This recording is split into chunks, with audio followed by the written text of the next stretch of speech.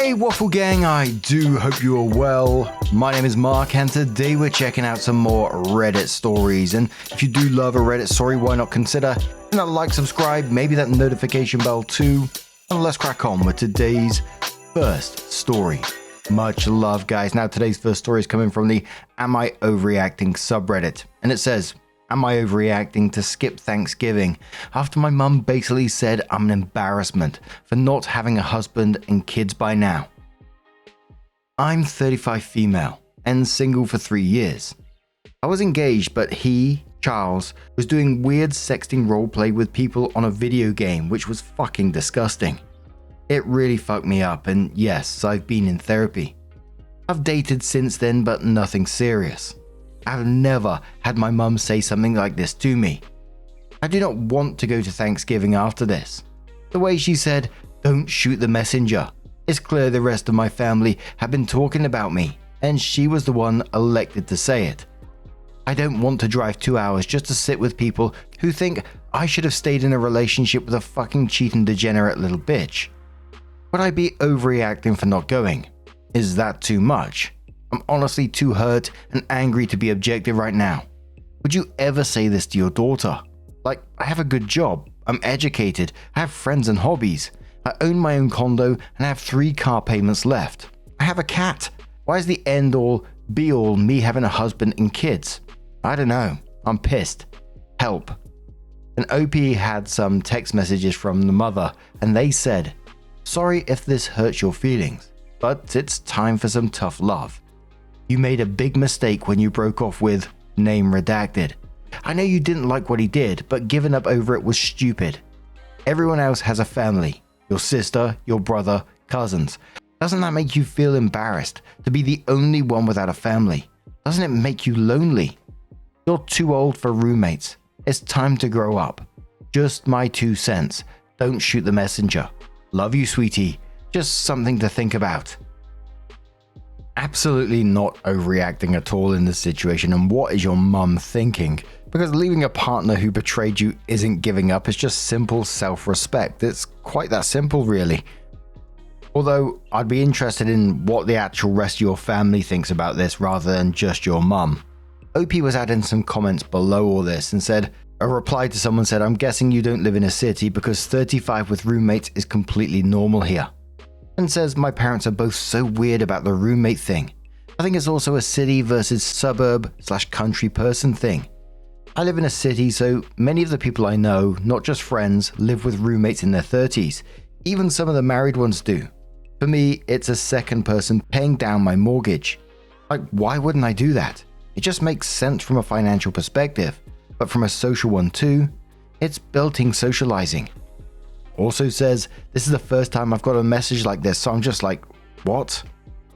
And he was spending time doing creepy, nasty, gross sexting shit through a video game with a bunch of strangers. Straight up unforgivable, degenerate shit.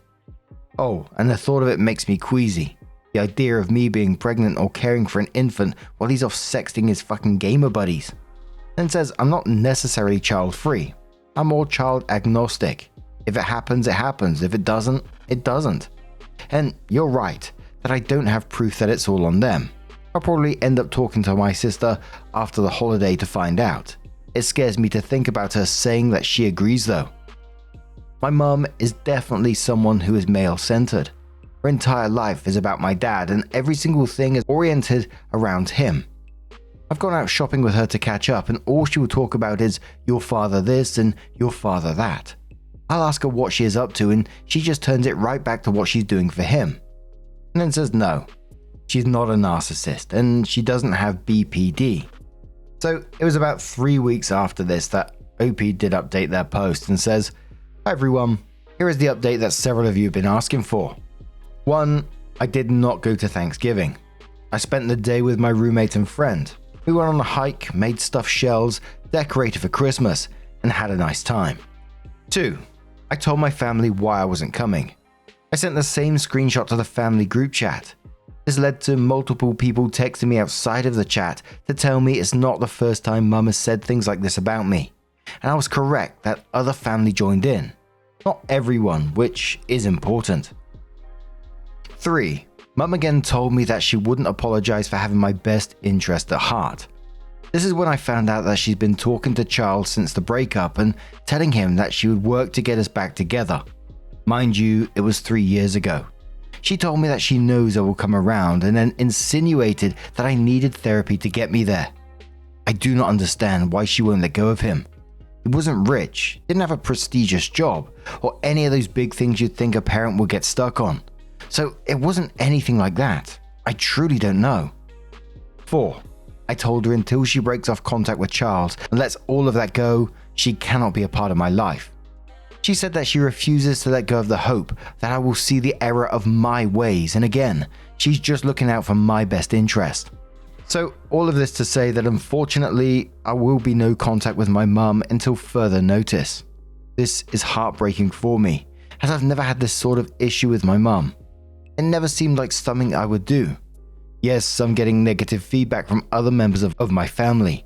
I don't know what to tell them. Well, anyway, on December 3rd, I was out shopping and met a great gal. We've been hanging out since, and I'm looking forward to seeing where this goes. The first morning after at my place, she woke up early and made me and my roommate breakfast and remembered my roommate's nut allergy. That's just a little bit that was incredibly sweet to me. So there's your update. Things are sad, but I'm looking forward to the future. And Opie adds one more time, while I can't say I know what's really in her heart because I'm not her. She's never given me a reason to think she has an issue with me dating women.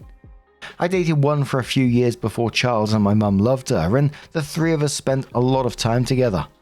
The first time I dated another girl, no one batted an eye. I truly don't think there's anything homophobic going on. And a lot of people are suspecting that there is something homophobic going on, but what do you guys make of this situation? How would you deal with it if it was you? Do you think Opie was right to cut Mum off? Would you do the same? Let us know your thoughts down in the comments below, and let's move on to another story. Our next story comes from LatterTutor5235 from the AmIOverreacting subreddit and says, Am I overreacting? Creepy Christmas card from neighbor. OP shared a picture of the Christmas card and it said, This is a Christmas card I got from my neighbor. It is really pretty weird and I feel rather creeped out by it, but maybe I'm overreacting. I do not know this neighbor well at all. We've had pretty minimal interactions. I know he's married with 3 young, under 10 kids. I'm sorry it's really hard to read. His handwriting is awful. So to start with, him addressing me as a little girl made my skin crawl. Why not use my name? My name was on the envelope, so he does know it. Secondly, apparently he's been watching to see if I had any men over and decided that since I haven't, I must be lonely. I guess he missed that my girlfriend is often over here, or just assumed she doesn't assuage my apparent loneliness. Thirdly, why is he even trying to invite me over to his place while his family is gone? And lastly, he signed it off it was from his family, but he's the only one that wrote anything on it, and I really doubt his wife signed off on the message.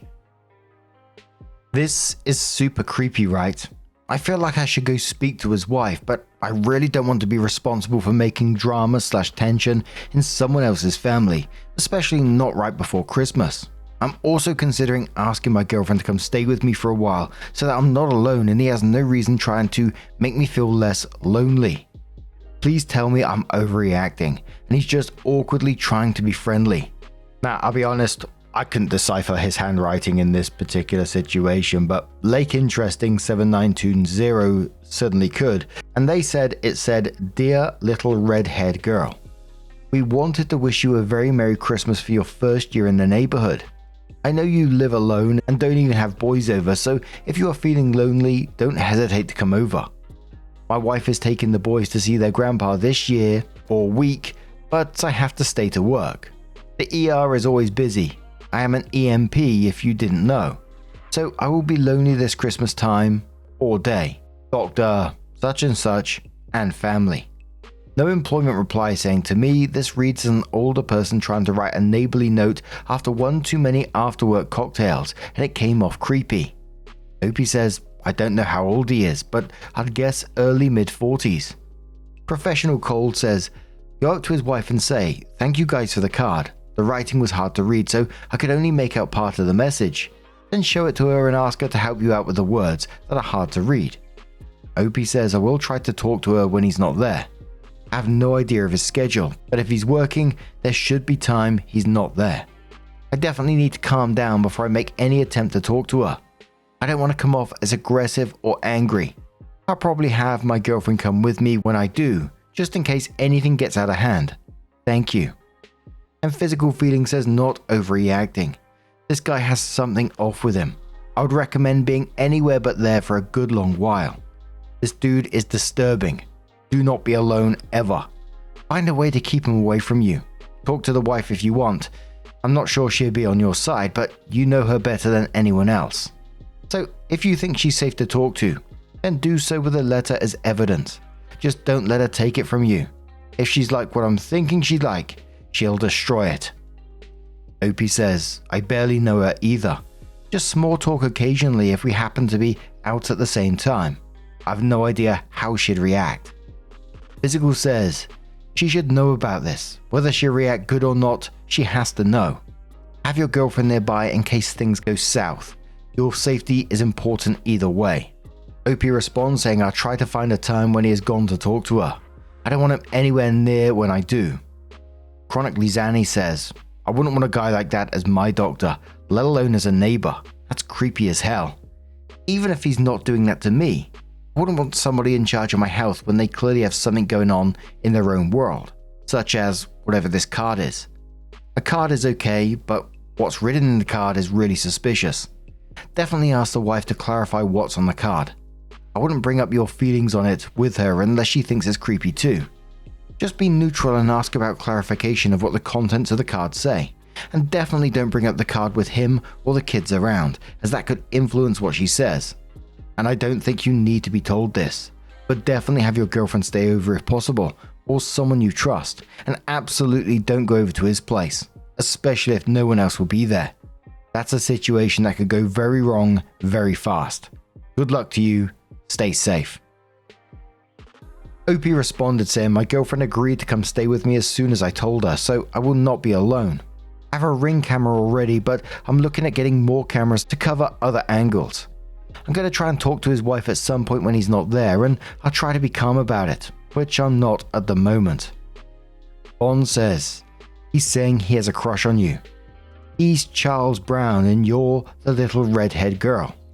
OP says, I don't understand how I'd even have a crush. Our only interactions ever have been less than 10 seconds of awkward neighbor greetings. Lock Best says, I don't know how anyone figured out what the words were on the card to be creeped out by it. I read a translation in the comments and yes, it is very weird. I assume this was a very old man, but he has young kids. Commenting on your hair makes me feel like he very much appreciates your hair, or else wouldn't have called you that, which is odd right off the rip. Noticing that you don't have boys over is another red flag. He's hinting that he would like to sleep with you, and although he isn't being super straightforward, he is being fairly bold. It's hard to tell if he will try to approach you, but it seems likely, so I would probably have your girlfriend stay around just in case he has a few drinks and gets brave. The writing makes me feel like he had to be drunk when writing it. Plus, most sober people know that isn't appropriate. A Christmas card could be a sweet gesture if he truly thought you were just a lonely person, but this doesn't seem to be innocent. Be cautious if he's around. OP responds saying him being drunk while writing it makes sense. How else would his handwriting be that fucked up? My girlfriend is coming to stay with me. I'm going to have her park in the driveway so there's clearly and visibly someone here to visit me, and so I won't be alone. Hopefully that'd be enough to deter him from trying anything. I'm getting extra security cameras as well, just in case. Yeah, there's a whole bunch of red flags, all of which point to you absolutely not overreacting in this situation. The little redhead girl comment, the monitoring your personal life, he's clearly watching you. And he's also then inviting you over while his family is gone. Again, all really big red flags. And this is a situation where you absolutely need to trust your gut on this and listen to these comments, because this isn't just awkward, it's really concerning with that kind of behavior. But OP does update the post and says, I waited for most of the day for Dr. Creepy to leave for work and went over to talk to his wife with my girlfriend. I asked her about the card and she was aware it had been sent out but had not read it herself. She seemed both shocked and confused and defensive throughout the conversation. I didn't feel that I could really trust her, so I didn't make any accusations, and I kept my feelings to a minimum of feeling uncomfortable with the card. The first and biggest red flag is the handwriting itself. She said he does not ordinarily write in cursive and often struggles to remember how to write the letters. She showed me other cards that he had written in his regular handwriting, and they are much more legible. My card is the only one that he wrote in cursive on. She couldn't think of any reason he would do that other than a flight of fancy. There's only one reason I can think of. He wanted to be able to deny if he wrote it if I confronted him directly, and he'd have the other cards as proof if it's not his handwriting. We went through the letter together, and she tried to explain some of it that she could, quoting the "dear little redhead girl," and then she says this was a harmless reference to Peanuts because the family had been watching the Peanuts movie together recently. Still feels really creepy to me.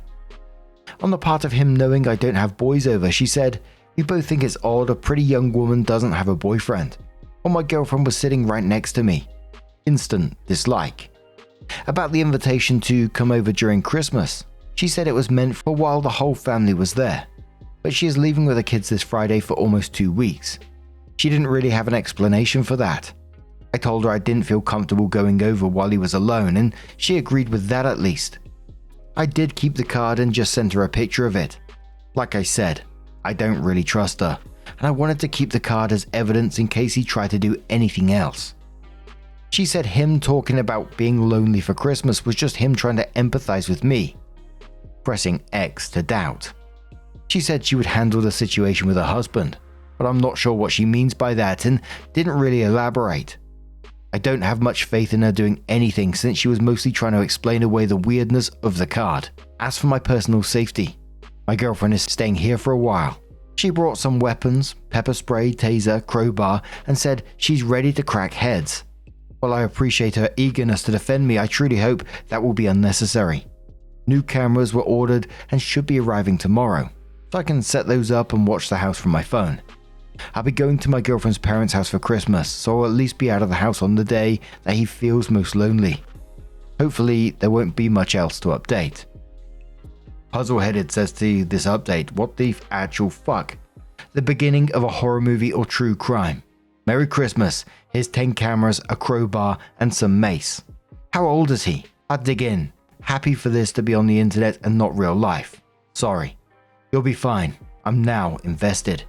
Opie says he's 47. I asked to make sure. I know everyone thought he was super old, but nope. He just really sucks at writing cursive. Puzzleheaded replies saying, "Have you Googled him?" Opie says I have. Not much came up. Facebook, his place of work, a charity he volunteered at. I don't see any crime-related things on him. Present says, the wife said she can handle her husband. What can she do while she's gone for 2 weeks? Alarm bells are going off about this guy. I'm glad you're being proactive. Opie says, I don't know what she plans to do or when she plans to do it. It would have been nice to know in case there was any potential blowback on me, since he could blame me for whatever happens for showing her the card. And Meow Cat Panda says, honestly, her being defensive about it is probably her own self-protection. She's probably upset and angry about it and was trying not to show it. My neighbor was the exact same when her husband tried things with me. She apologized after she left him for how he was acting at first.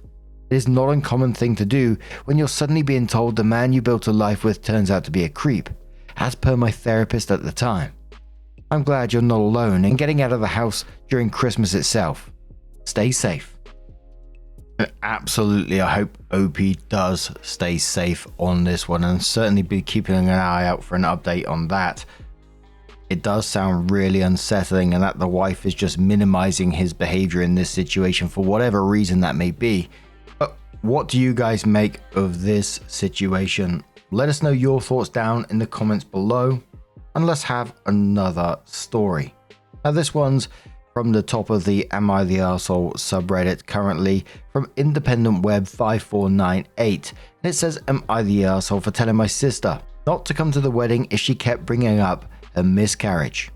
Now, trigger warning, you probably already got it from the title, but There is going to be talk of miscarriage within this story, so if you do want to skip it, please feel free to do so. It'll be the last story of the video.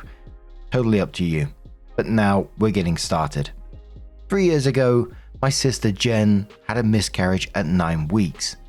She and her partner Scott were devastated. I was there for them as much as I could be, but it was a tough time for them. A few months later, Scott left Jen. Jen said it was because of the miscarriage. Her and Scott had a close-knit group of friends, and I found it odd no one checked on her, so I rang her best friend to suggest a girls' night. She told me the reason they broke up. Jen had slept with someone else. When he confronted her, she blamed the miscarriage. 9 months ago, I got engaged and asked Jen to be my maid of honor. At our engagement party, Jen became inconsolable at seeing our friend's baby. Everyone's focus, including mine, was on Jen all night. I wasn't super upset with her. I figured that she was imagining what all these big family events would be like with a baby, so I gave her grace. Since then, anything to do with the wedding, she brings up her miscarriage, but only at events related to my wedding. I asked her to help me pick flowers, and she lost it when she saw baby blue roses. She's convinced she was having a boy, and we had to leave. When we went wedding dress shopping, she picked out a maternity bridesmaid's dress and asked to try it on so that she could see how she would have looked. When she did that, I thought, she's actually lost it, and had to walk away when she started stuffing a cushion up her dress. I tried to talk to her about going to counseling again, but she is insisting this is a normal part of the grieving process. She planned my hen party, which I was so grateful for, but I found out after she had sent everyone a list of rules, which included no talking about pregnancy or kids, no wearing baby blue, etc., etc. I confronted her, but I was gentle about it. I suggested counseling again, and I said I was there for her, but also that if she wanted to impose any other rules on anything to do with my wedding, she had to come to me first.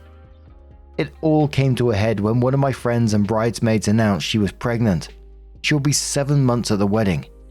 After the announcement, Jen called her and said it'd be best if she didn't come because she couldn't maintain her peace if she was forced to be reminded of the loss of a child. I lost it when I found out and said she was using her miscarriage to get attention, and if she made one more demand or made a single comment about it at anything wedding related, she was uninvited, and in either case, she is no longer my maid of honor. Since then, Jen has told everyone I've dumped her from the wedding for being too upset about the loss of her baby. In retaliation, and has told everyone and anyone who will listen the real reason her and Scott broke up. Half of our friends and family think I'm the arsehole. Half think she is. I'm still horrifically angry and stuck in a place where I'm still not sure if I'm rightly angry or if I should be more understanding. Am I the arsehole? Ah, dearie me. Now, I don't want to play down a miscarriage because I can only imagine it's absolutely devastating. And the feelings around it, the grief around it, has got to be immense. But it's clearly crossed into something that's very unhealthy here. And if she's refusing counseling, refusing to get any kind of help whatsoever, and trying to control everyone else's behavior, it just isn't fair. And it's not going to be sustainable either. And I think in OP's situation, when someone won't accept help, they won't accept the counseling that is clearly needed in this situation, it forces people like OP to make the hard but healthy boundaries in this situation. And that's what it feels like to me. It's not cruelty, but just the healthy boundary, because again, this is just not sustainable. But I really do hope that she does get some help at the same time. The top commenter on this one said, from Daneby, apologies about the pronunciation there, I'm going to get downvoted to hell for this, but honestly, fuck it. She had a miscarriage at 9 weeks pregnant 3 years ago. And yes, a miscarriage is awful. I'm not saying it's not something to grieve, because it is. You grieve the idea of what could have been, what you had hoped for, and the embryo that wasn't viable. But it's vastly, vastly different from losing a child you were able to hold or had to give birth to and having a stillborn. I will not hear anything about it. This is simply true, and trying to compare these two losses at the same is rage baiting. At 9 weeks, this is still a loss, yes, but it's incredibly common. 1 out of 10 pregnancies end in a miscarriage before 12 weeks. It's usually because your body sensed there was something wrong with the tissue and rejected it because there would never be a viable baby. She is now, after 3 years, still holding this as a pity hostage over people's head. Even those who are currently pregnant, by the way. Telling them not to talk about babies at the wedding while she is pregnant. She's holding it over those who might be struggling with infertility issues and a sister who is getting married. Who said she was the only person who ever miscarried in that friends group? She's also using a miscarriage of 3 years ago as the reason for cheating on her spouse, which is gross. Almost sounds like she loves the negative attention and is milking this for all it's worth, which is bonkers. This is my unpopular opinion of the year. Let the "you don't get to tell people how to grieve" or "for how long" people commence. Leica says, "Not the arsehole. Is this grief though?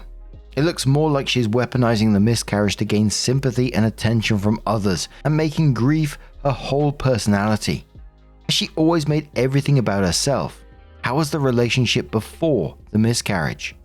Opie replied saying she always sought out attention, but not to the detriment of others, if that makes sense. Our relationship has always been incredibly strong. Not to go into too much detail, we had a difficult upbringing with abusive parents, and we've always had a close bond because of that. At Critical says, "Not the arsehole. Her grief is real, but her behavior crossed boundaries. She repeatedly centered your wedding around her miscarriage and even tried to uninvite a pregnant bridesmaid. You gave her grace, suggested counseling, and set limits, and she ignored them. Protecting your wedding was reasonable." Then OP added a couple of edits to the post and says, "A couple of people have said I went too far telling people about the reasons why she broke up with Scott. And I can take that, but just for context, I had multiple people reach out to me, who she had spoken to first. Each essentially said that I was being a bitch for dumping her from the wedding for having a miscarriage and said something along the lines of, she's lost her partner and her sister because she lost her baby. I felt I needed to correct them that she actually lost neither of us because of the miscarriage. She lost us because of her actions since, and her blaming the miscarriage is part of a pattern of behavior. I didn't go into details, just said actually she lost Scott because she cheated on him. And she lost me because she uninvited one of my bridesmaids without my knowing because she is pregnant. I was upset and hurt that they were saying this to me. And also she wanted everyone to think that I was the sort of person who would dump my sister because she lost a baby. So I lashed out by telling them what actually happened with Scott. I suppose as a way to defend myself. But again, if the consensus is that this was too far, I'll accept that and take it on the chin." And edit 2. Thanks for the feedback, everyone. Someone mentioned the phrase weaponized grief, and seeing that written down, that's what it feels like. She clearly didn't deal with her grief at the time she had the miscarriage, but I'm surprised that it presented itself now in the way that it has now. Part of me wonders if she's seeing me get married and thinking it should have been her and Scott. Perhaps her feelings of guilt over what she did and not dealing with her grief have caused her to have some form of mental break. I'm not sure, but I'm glad to see the consensus seems to be I was right to set the boundaries I did. This gives me some measure of peace as we get closer to the wedding. Although, if it comes to it and she is not there, I will still be absolutely devastated. But now, I'm going to turn this one to you guys. What do you guys make of this situation? What do you think about it? Let us know your thoughts down in the comments below. And just a huge thank you for being here today, getting involved in the stories, your love, your support, your time. It always means the absolute world to me. So thank you so much for being here. Truly, it's absolutely amazing. And hopefully I will see you in the next one. Take care and much love.